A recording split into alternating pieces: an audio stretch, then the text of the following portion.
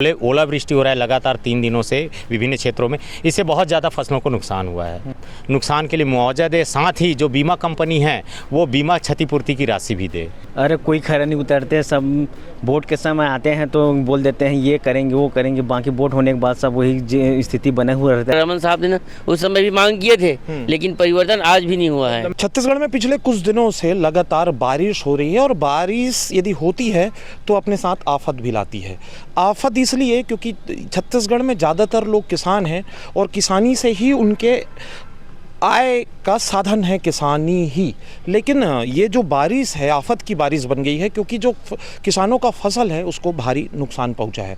क्योंकि बारिश के साथ साथ ओले भी पड़ रहे हैं और ओले निश्चित तौर पर जो किसान होते हैं और किसानों की फसल को बर्बाद करते हैं। किसान संगठन के लोग हैं जो कलेक्ट्रेट पहुंचे हैं और निवेदन करने आए हैं, कलेक्टर से मुलाकात करने आए हैं कि जो उनकी इस बारिश से जो फसल बर्बाद हुई है उसका मुआवजा मिले। और क्या मामला है आपसे जानते हैं, किस लिए पहुंचे हैं। अभी हम लोग देख रहे हैं कि पिछले 3-4 दिनों से ज़िले में लगातार बहुत ज़्यादा बारिश हो रही है। अभी हमारा जो रबी का फसल है, चना है, मसूर है, तिवरा है, गेहूं है, वो पकने की अवस्था में है। और ये बेमौसम बारिश से आंधी तूफान जो चल रहा है, ओलावृष्टि हो रहा है लगातार 3 दिनों से विभिन्न क्षेत्रों में। इससे बहुत ज़्यादा फसलों को नुकसान हुआ है और फसल नुकसान होने से किसानों को बहुत ज़्यादा नुकसान होता है, आर्थिक नुकसान हो रहा है। तो हम चाहते हैं कि शासन जो RBC 6-4 के तहत नुकसान के लिए मुआवजा दे, साथ ही जो बीमा कंपनी है वो बीमा क्षतिपूर्ति की राशि भी दे।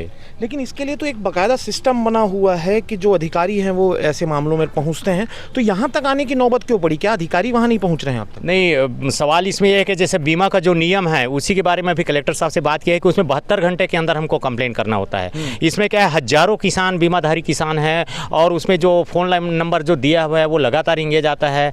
और ऑनलाइन से तो होता है लेकिन ऑफलाइन से नहीं होता है। ज़्यादातर किसान ऑनलाइन अभी मोबाइल चला नहीं पाते हैं, तो उनके लिए एक सरल प्रक्रिया होना चाहिए अपना क्लेम करने के लिए। तो उस संबंध में चर्चा किए हैं। साथ ही शासन का जो RBC 6-4 का है उसके लिए पटवारी तहसीलदार जाके वहाँ सर्वे करते हैं।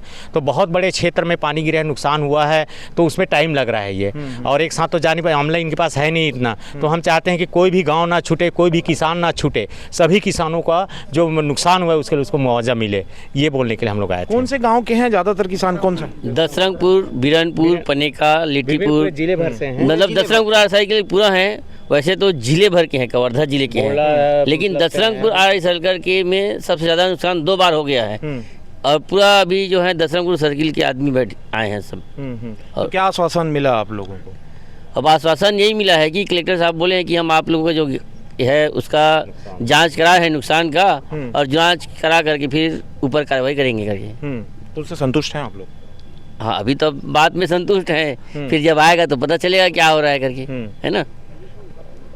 एक और चीज़ मैं आपसे पूछना चाहता हूँ, चूँकि ये चुनावी वर्ष है, चुनाव भी होने हैं, तो किसानों की क्या उम्मीद है आने वाली सरकार से? आप क्योंकि किसान संगठन के हैं, किसानों की हितैषी सरकार किस तरीके से किसानों के लाभ के लिए क्या काम देश में होने चाहिए, आपसे मैं जानना चाहता हूँ। किसानों के लिए हम लोग चाहते हैं कि जैसे MSP है, ये केंद्र का विषय है, तो हम लोग चाहते हैं, अभी क्या है अपने को धान बस का MSP मिलता है, बाकी अन्य फसलों का मिलता नहीं। हम चाहते हैं कि सारे फसलों का MSP पे खरीदी हो, हमारी ये मांग है। फिर जो किसान सम्मान निधि की राशि है वो जब से चालू है 6,000 तब से अटका हुआ है। हम लोग चाहते हैं कि उसको बढ़ाकर कम से कम 12,000 रुपये प्रतिवर्ष या 15,000 रुपये उसको किया जाए। फिर जो कृषि जो मटेरियल है, जो मतलब सामान है ना, मशीनरी है, उसमें 18% GST लग जाए, चाहे ट्रैक्टर हो चाहे कोई भी मशीनरी हो। तो हम लोग चाहते हैं जो भी कृषि मशीनरी है उसमें जो GST है वो पूरी तरह से ख़त्म किया जाए। चुनाव होते हैं, वायदे जो नेता हैं वो करते हैं, तो कितना खरे उतरते हैं किसानों के लिए, क्या लगता है? अरे कोई खैर नहीं उतरते, सब वोट के समय आते हैं तो बोल देते हैं ये करेंगे वो करेंगे, बाकी वोट होने के बाद सब वही स्थिति बने हुए रहता है किसानों का। कोई सुधार नहीं आता। अभी राजनांदगांव लोकसभा में अच्छी टक्कर बताई जा रही, पूर्व मुख्यमंत्री भी मैदान पर हैं, उनके लिए कुछ कहना चाहते हैं? राजनीति से अब आप कुछ कहना चाह रहे थे किसानों के मुद्दे पर? किसानों के मुद्दे में हम ये कहना चाहते हैं, जो क्षतिपूर्ति सरकार के द्वारा दिया जाता है किसानों को RBC 6-4 के तहत, वो कम से कम 1960 के आसपास से बना हुआ है नियम। वो नियम को आज भी वही क्षतिपूर्ति किसानों को दे रहा है।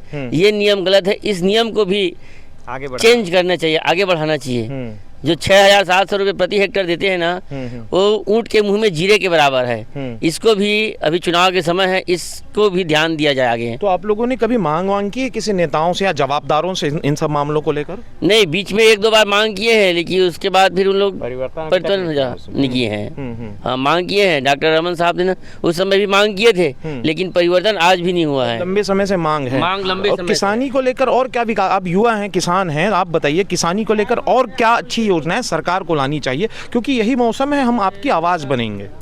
सबसे पहले तो यहाँ सिंचाई के साधन को विस्तृत करना चाहिए, क्योंकि ये क्या बोलते हैं भू आवेशित क्षेत्र है, तो यहाँ पर्याप्त बारिश नहीं होती, तो यहाँ नदी नाले को भी विकसित करना चाहिए।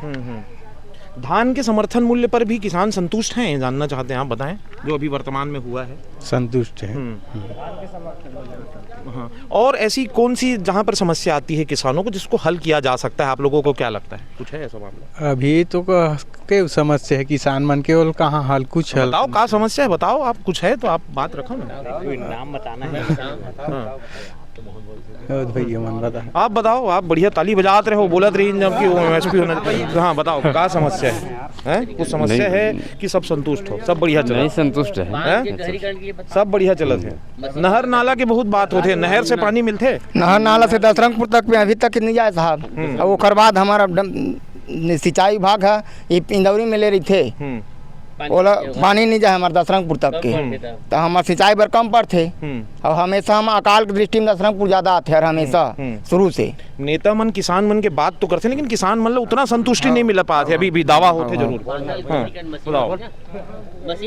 मशीन में गहरीकरण होना चाहिए भैया, नहर के, हाँ नहर भी हल्का से, और बांध के ना जन गहरीकरण होना चाहिए, और ज़्यादा से ज़्यादा किसान मतलब सिंचाई बर प्रयोग देना चाहिए। सरकार और प्रशासन से हम यही मांग है हमार मन के, और जिन हमार फसल के नुकसान हो है हमन ओखरो बर आए हवन। कितना नुकसान हुआ है अभी पानी हुए ओखर से? ओखर से मान के चल 80-85% है नुकसान तो हुआ है भैया अभी तक, और अभी तक कोई मतलब है नहीं के अधिकारी देखे बार एकर कारण न हमन कलेक्टर साहब मेरा आए हवन, और पूरा अपन किसान सन के मेरा आए हवन, जिन अपन दसरंगपुर जिन सलकर हवा एकर पूरा जन भैया धन्यवाद भैया। तो देख सकते हैं कि ये किसान हैं, और अधिकतर हमारे देश में राजनीति तो किसानों को लेकर होती है, लेकिन कहीं ना कहीं किसानों के लिए जो कार्य होने थे वो आज भी धरातल पर दिखाई नहीं देते। और 25-30 किलोमीटर यदि किसानों को सफ़र तय करके कलेक्टर के दरवाजे पर आना पड़ा, और सिर्फ इसलिए कि उनकी फसल जो है बारिश से ख़त्म हो गई। हालांकि इसके लिए जो अधिकारी के दावे हैं वो दावे ऐसे हैं कि वो कहते हैं कि पूरा सिस्टम है और सिस्टम के तहत उनको कार्यवाही की जाएगी, लेकिन फिर भी अभी भी किसानों को उस अपनी जायज मांगों के लिए दर दर भटकना पड़ता है। तो उम्मीद है इस बार जो आने वाली सरकार है कि किसानों के हित में कुछ अच्छा काम करे, और किसानों को लेकर जो वो दावे करती है तो किसानों को संतुष्टि की ओर कुछ नए आयाम गढ़े। इसी उम्मीद के साथ आप हमारे साथ बने रहें, हम ऐसे ही कई तमाम मुद्दों को लेकर आप तक आते रहेंगे। छत्तीसगढ़ तक के लिए कवर्धा से वेदांत शर्मा।